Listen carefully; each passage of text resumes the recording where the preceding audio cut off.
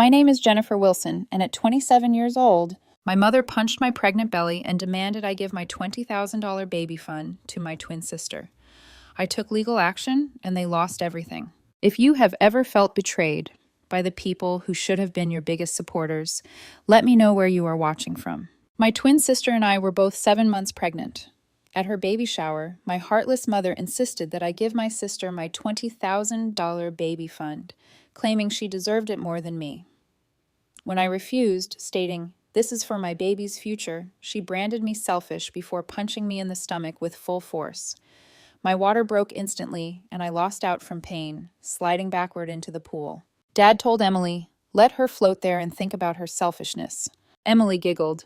Perhaps now she will learn to share. They all stood there, watching me drown while unconscious. I awoke 12 minutes later on the pool's edge, where a guest had dragged me out. But when I saw my pregnant belly, I screamed in shock. When I regained consciousness, the first thing I felt was cold moisture seeping through my clothes. My eyesight gradually came into focus, displaying the concerned expression of a lady I barely recognized looming above me. She was a buddy of my twin sister from yoga class. I believe water flowed from my hair onto the concrete poolside where I lay breathing. "Don't move," the woman pleaded, her hands quivering as she put a cloth over my stomach. "Someone called 911. My hands shot to my stomach, and the scream that escaped my throat did not sound like my own. The tight, swelling roundness that had existed for 7 months felt different. Wrong. A cramping agony spread across my abdomen in waves, making me want to vomit. Through my clouded eyesight, I could see my twin sister Emily standing near the adorned pergola, which was heaped high with baby shower gifts. She wasn't approaching me. Our mother stood next to her, arms crossed, her face carved with that familiar look of displeasure. My father sat in his chair near the house, gazing aside as if the events occurring in front of him were just an irritating interruption to the party. The yoga instructor reached for her phone with shaky fingers. Blood combined with pool water on my clothing, leaving a dark stain on the pale blue fabric I had carefully selected that morning. I was actually looking forward to celebrating with Emily today, despite everything. We were meant to be going through this pregnancy together, supporting one another like twins would. "My baby," I cried, tears spilling down my cheeks. "Please, my baby." The woman whose name I couldn't recall continued to speak to me, telling me that aid was on its way, but I couldn't concentrate. All I could think about was the exchange that had happened about 18 minutes prior, immediately before my entire world shattered. I had been standing near the gift table, watching Emily open another costly stroller from one of her husband's friends. She already owned 3 strollers. My mother had approached me with that determined stride I had grown to dislike over the years. "We need to discuss your savings account," she said abruptly, drawing the attention of many close people. "The $20,000 you've been hoarding." The word hoarding made my jaw clench. I'd worked 2 jobs throughout my entire pregnancy to save that money. Every dollar represented a double shift at the hospital, where I worked as a medical records clerk, or an evening spent doing freelance data entry until my eyes burned. My husband James worked construction, and his income was steady but modest. We'd agreed that creating a safety net for our baby was critical. "That money is for my child's future," I had replied, keeping my voice level despite the familiar anxiety creeping up my spine. Hospital bills, childcare, emergencies. My mother's expression had hardened into something cruel. "Emily needs it more than you do. Her husband was recently laid off from the IT company. They're struggling." I looked over at my sister, who was laughing with her friends while wearing a beautiful maternity dress that cost more than my entire month's grocery budget. In Emily's world, hardship seemed to be a relative concept. Her husband Kevin had received a substantial severance package, and they owned their home outright thanks to a wedding gift from his parents. Meanwhile, James and I rented a 1-bedroom apartment and planned to convert our living room into a nursery. "I'm sorry about Kevin's job," I'd said carefully, "but that doesn't change my financial obligations to my own baby." "Selfish," my mother spat as if it was poison. "You have always been selfish. Kevin's layoff has caused a great deal of stress for your sister. The least you could do is help family." The boldness of that statement nearly knocked the breath out of my lungs. Growing up, Emily had gotten everything first, better, and more. Our parents had always made it apparent who their favorite daughter was. And it wasn't me. She got a bigger bedroom, a car for her 16th birthday while I took the bus, and full college tuition while I fought my way through community college. This is for my baby's future, I said firmly, reflexively moving my hands to shield my tummy. I'm not discussing this any further. My mother's cheeks flushed red with rage. How dare you speak to me that way during your sister's celebration, she growled, getting closer. After everything we've done for you, this is the gratitude we get. You're an ungrateful, selfish brat who's always thought only of herself. The injustice of that accusation made something snap inside me. For 26 years, I bent over backwards, trying to earn even a fraction of the love and approval they showered on Emily. I'd swallowed my hurt feelings countless times, made excuses for their favoritism, convinced myself that if I just tried harder, they'd finally see my worth. No, I responded more forcefully than I'd ever stated to her before. I'm not giving her my money. If you're really concerned, find another way to aid Emily. My mother had slapped me before during an argument, but the punch to my stomach came out of nowhere. A sudden, powerful gesture fueled by rage that I had not expected from her.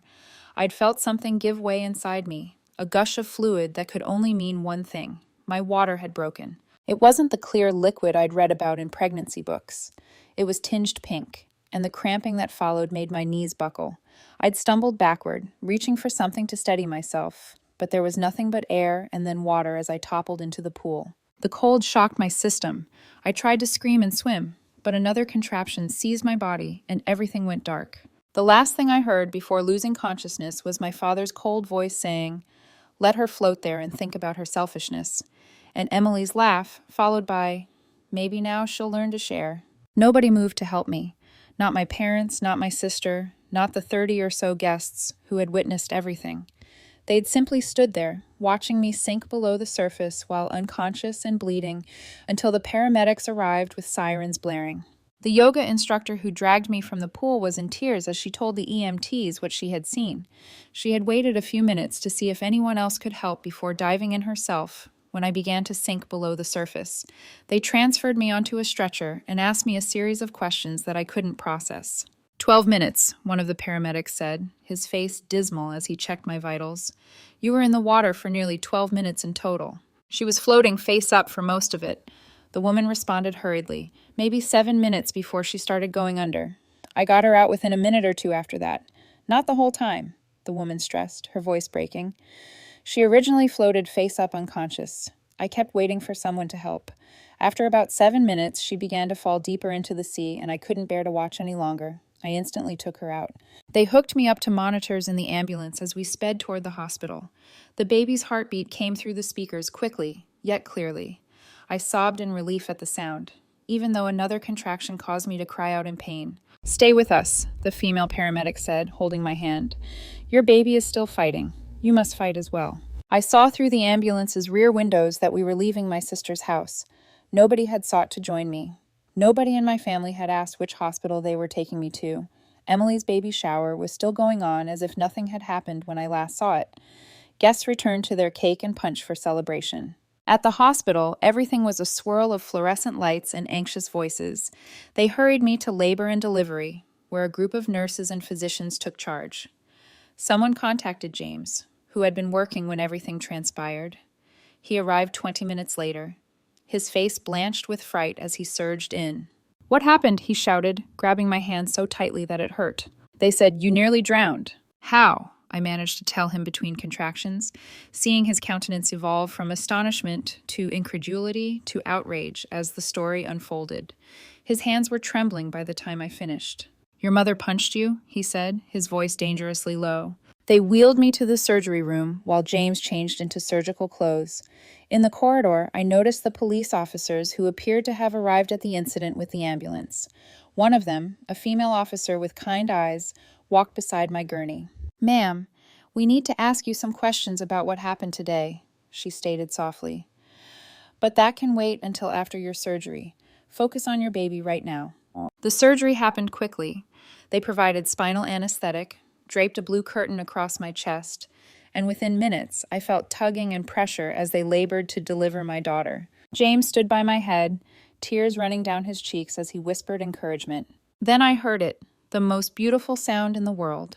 My daughter's feeble but continuous wail filled the operation room with signs of life.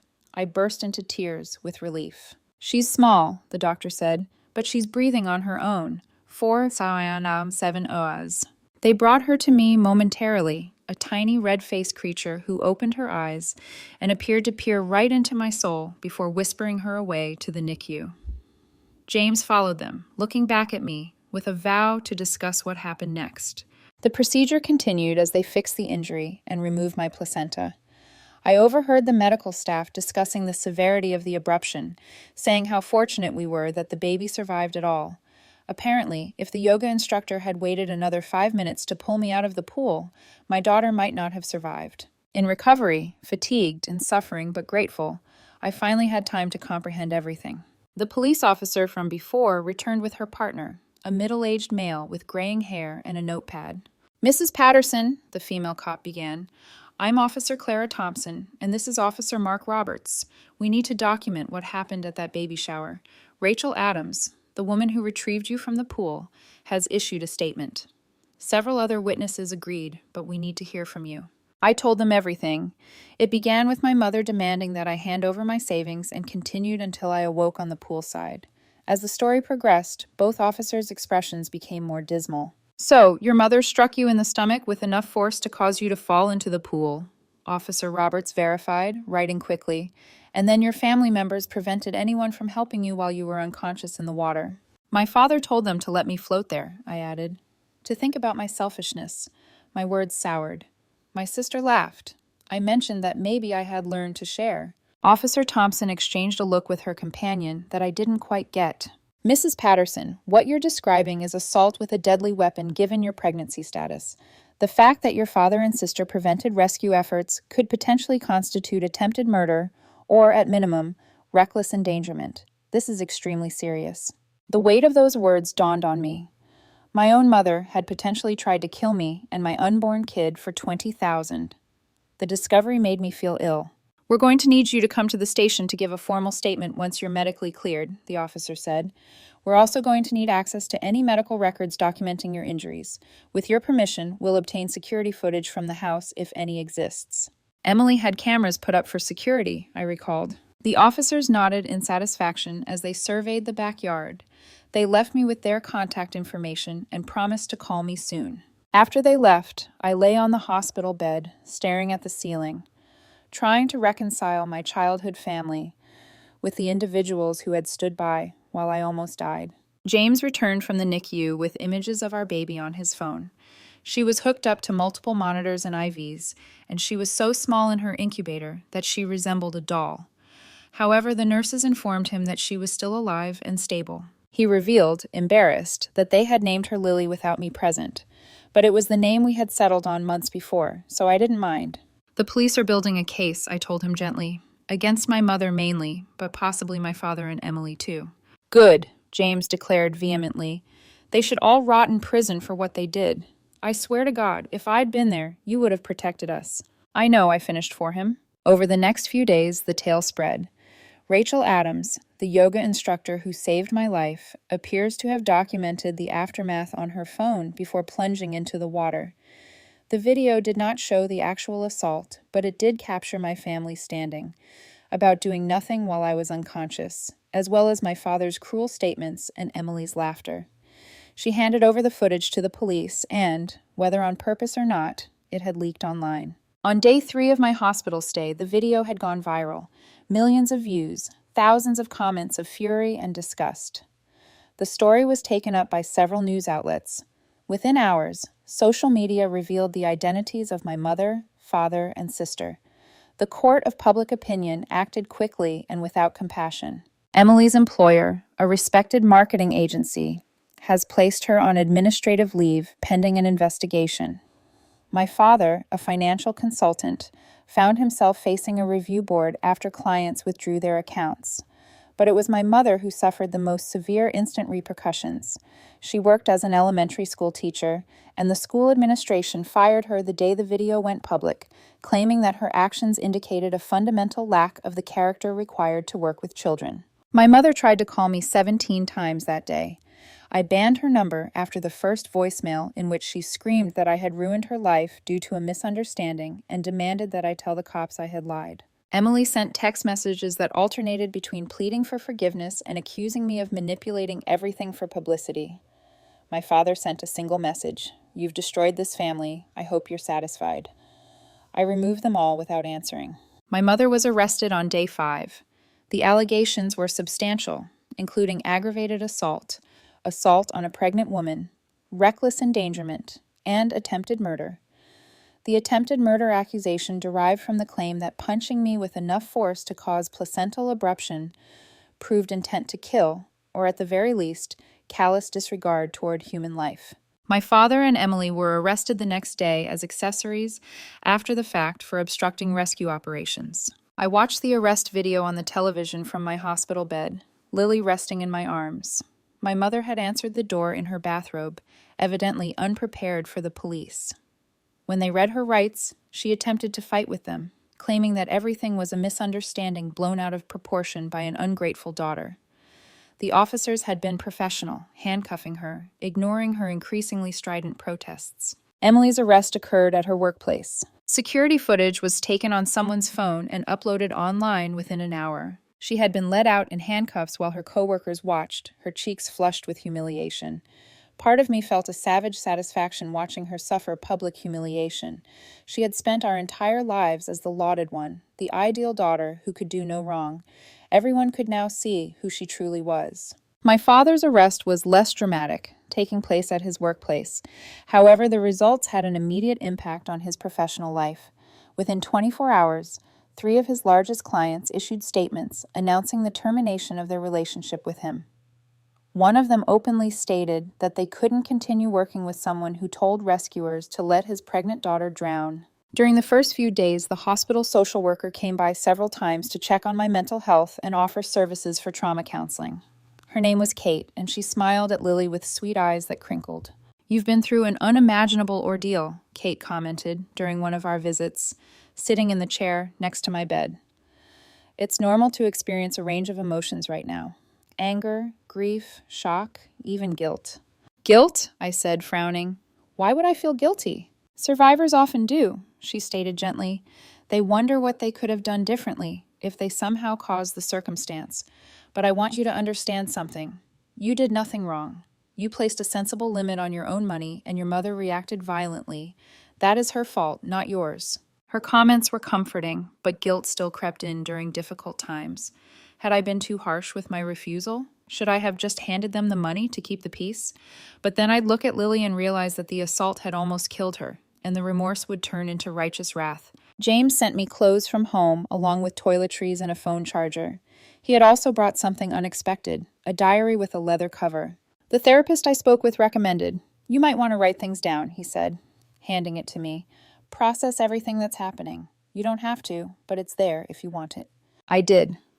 That first night alone with my thoughts after James went to bed, I opened my journal and started writing. The words rushed out in a torrent. Everything from my first childhood recollections of being unfairly compared to Emily to the day I awoke on the poolside. Writing it down made it more tangible than simply thinking about it. It also revealed trends I hadn't completely recognized before. My mother had always used money as a tool of control. When I was 16 and wanted to go on a school trip to Washington, D.C., she refused to pay until I agreed to tutor Emily in math for free for the full semester. When I graduated from community college, she gave Emily a diamond bracelet that same week, claiming it was just because. Every financial transaction had stipulations that assured I remained submissive. The $20,000 symbolized something beyond her control. I had earned every dime without her knowledge or approval. It was all mine, and her demand that I hand it over was more about exerting authority than it was about assisting Emily. James engaged an attorney, Lauren Foster, who specialized in personal injuries and family law. She examined all of the evidence, witness testimony, and medical documents related to Lily's premature birth and my injuries. "You have an incredibly strong case," Lauren assured me during our first meeting, both criminally and civilly.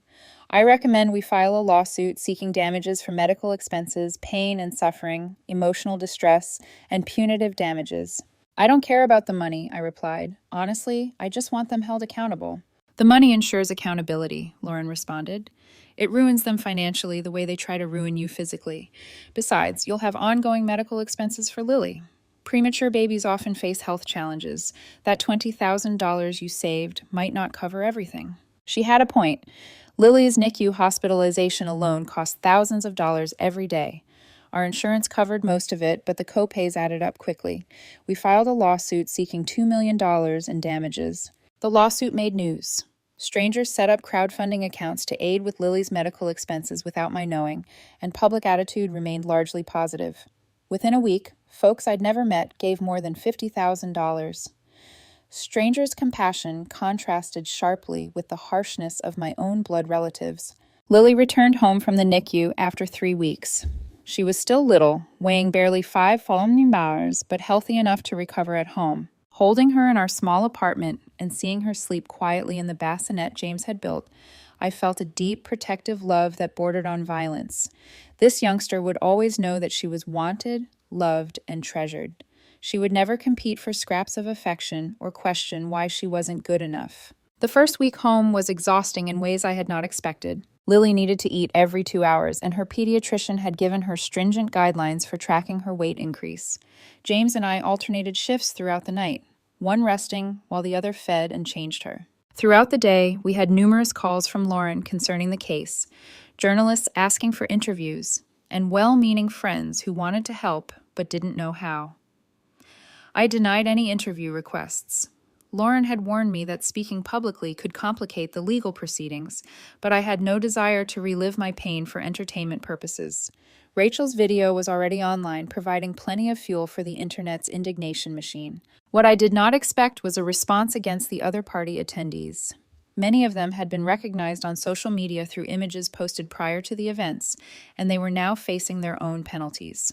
Several employees were fired after their employers found their behavior incongruous with the company's ideals.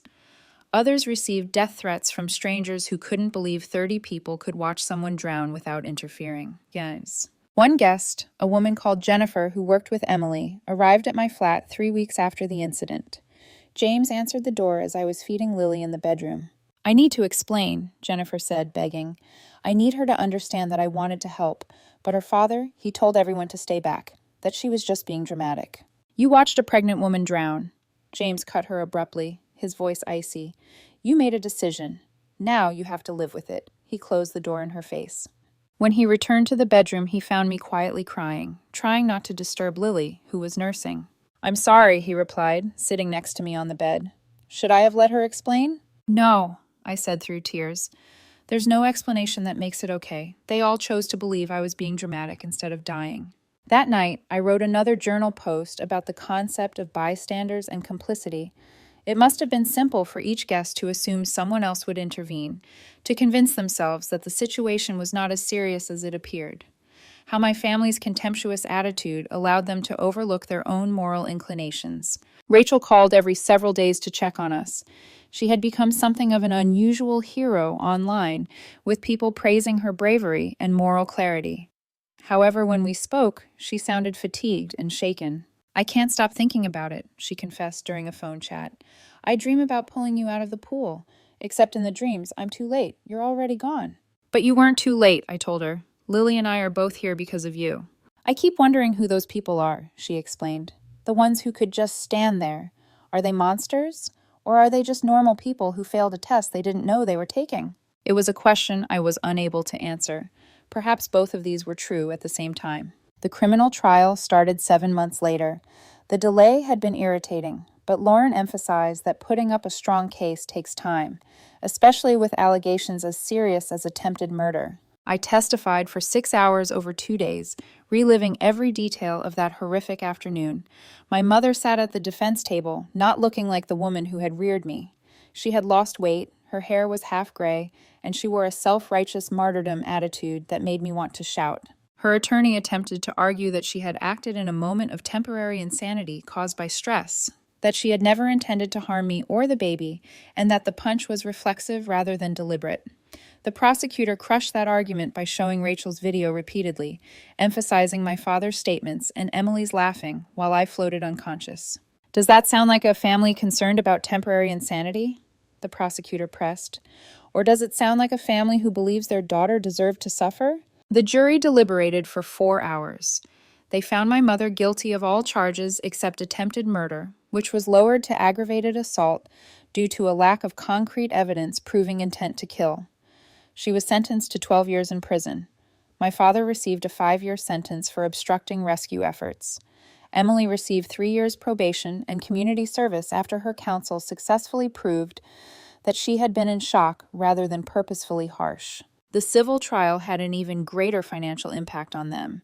The jury awarded me $1.5 million in damages after hearing expert testimony concerning my long-term psychological anguish and Lily's potential long-term health difficulties. My parents were required to begin paying the judgment immediately. When they were unable to meet the payment schedule, they filed for bankruptcy. Despite Lauren's warning that this would not discharge the debt because it was the result of an intended criminal act, the bankruptcy trustees started liquidating their assets. The house, which they had owned for 26 years, was sold at auction for less than market value. The retirement accounts were then used to pay for legal defense, despite the fact that many had already been depleted. My mother's jewelry collection, which included family antiques, went to estate sales. My father's yacht, golf club membership, and everything of value were changed to cash in order to satisfy creditors and begin shipping what they owed me. Emily's husband, Kevin, filed for divorce during the bankruptcy procedures, presumably having reached his limit with the scandal involving his wife. Kevin engaged a vicious divorce attorney who painted Emily as having dangerously poor judgment. He had successfully claimed that her felony history for obstructing rescue efforts proved that she could not be trusted to make sound judgments about their son's well-being. The judge agreed and granted Kevin primary custody, with Emily receiving only supervised visitation until she completed court-mandated rehabilitation and parenting programs. The house sold rapidly. Emily and I grew up in that 4-bedroom colonial, which my parents had owned for 26 years. I drove past it one afternoon after it sold, interested to see who had purchased the property that had caused so much of my childhood misery.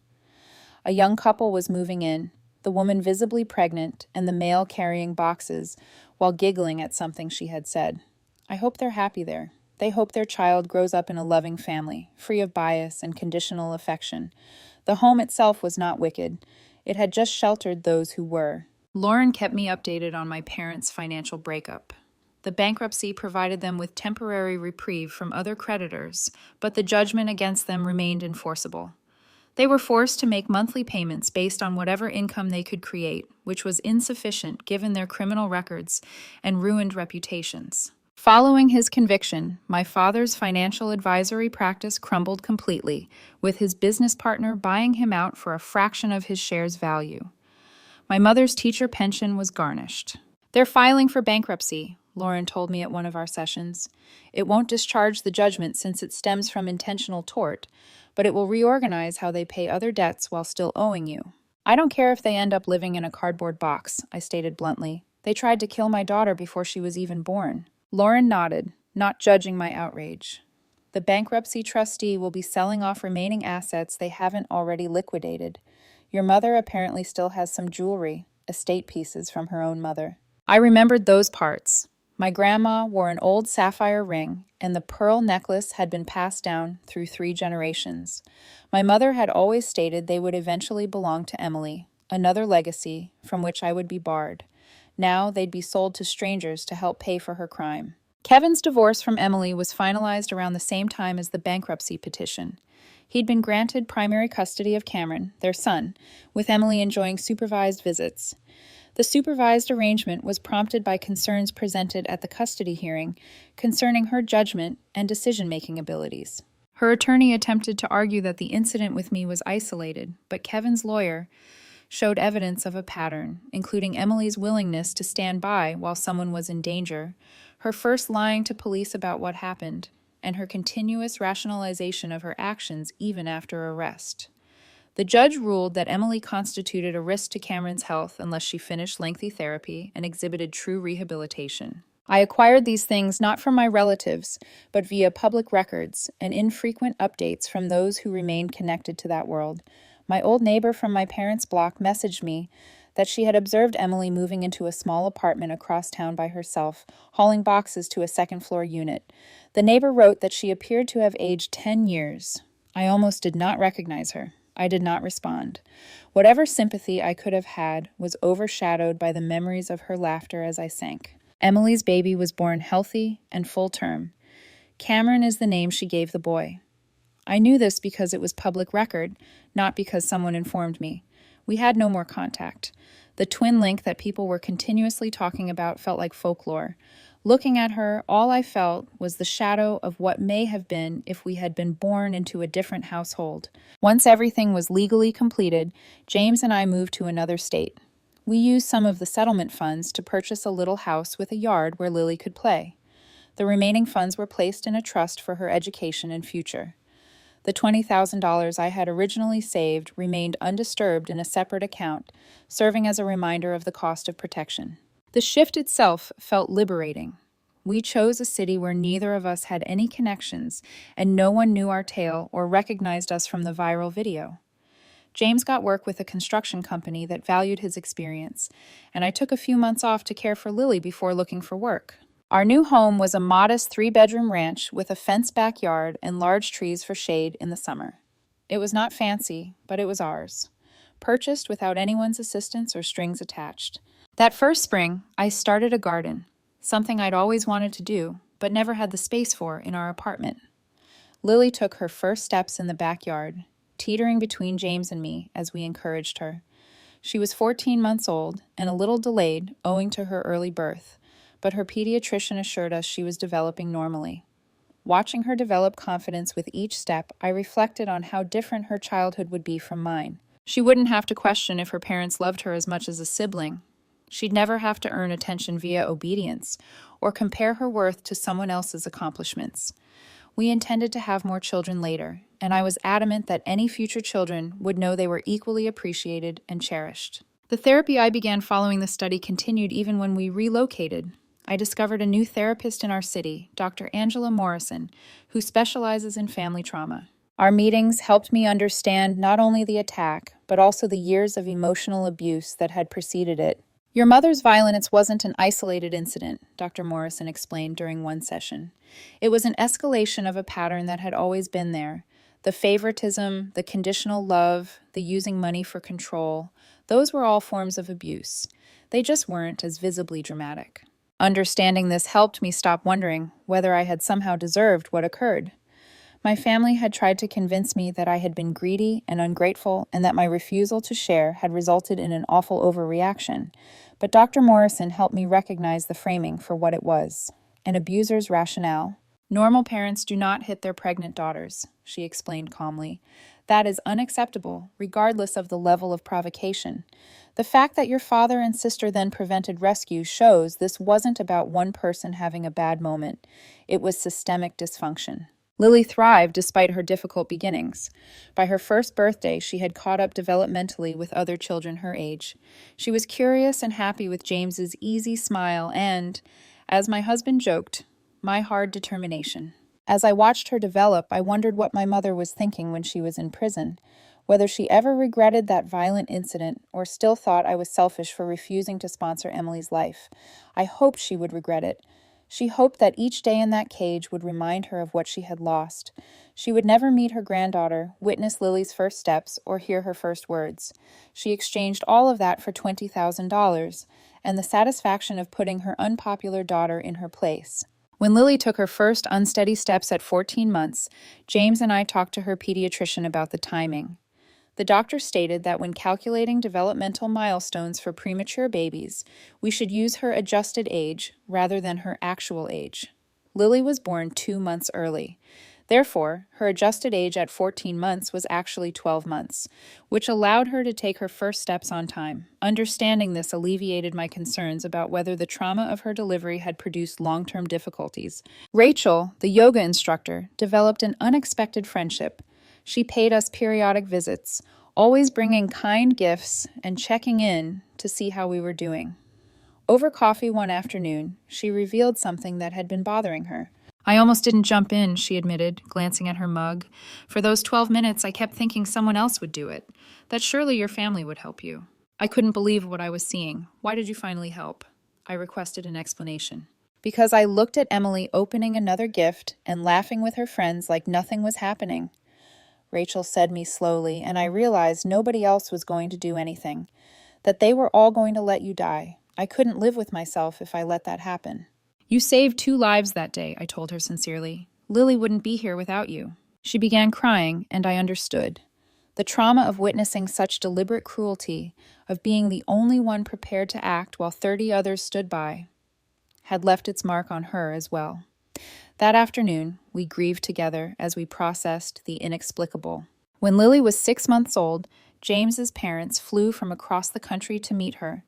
They were the complete opposite of my parents, warm, truly interested, and constantly supportive. They established a college fund for her without being asked. They paid regular visits and made weekly video calls. Watching them interact with their granddaughter made me cry all over again for what should have been. On Lily's 2nd birthday, I received a letter from my mother in prison. It had been forwarded through my attorney, Lauren, who had contacted me to see if I wanted to receive it before forwarding it. I answered yes, out of morbid curiosity. The letter was 4 pages long and written in my mother's familiar handwriting. She apologized excessively, claiming she thought about what she had done every day and pleaded for the opportunity to see her granddaughter someday. But buried in the 3rd paragraph was a line that spoke it all. I still don't understand why you couldn't have just helped your sister like family should. I burned the letter in the fireplace and never responded. Some persons were unable to experience genuine transformation or remorse. They could only see the world through the lens of their own twisted logic, and they were always the victims of the situations they created. When Lily was 3, Emily contacted me through a mutual acquaintance and asked if we could meet and chat. I declined. Whatever she wanted to say, whatever closure she desired, it was not my obligation to offer. She chuckled as she watched me drown. That was all I needed to know about her genuine identity. Life moved forward because it needed to. James was promoted to foreman at his construction company.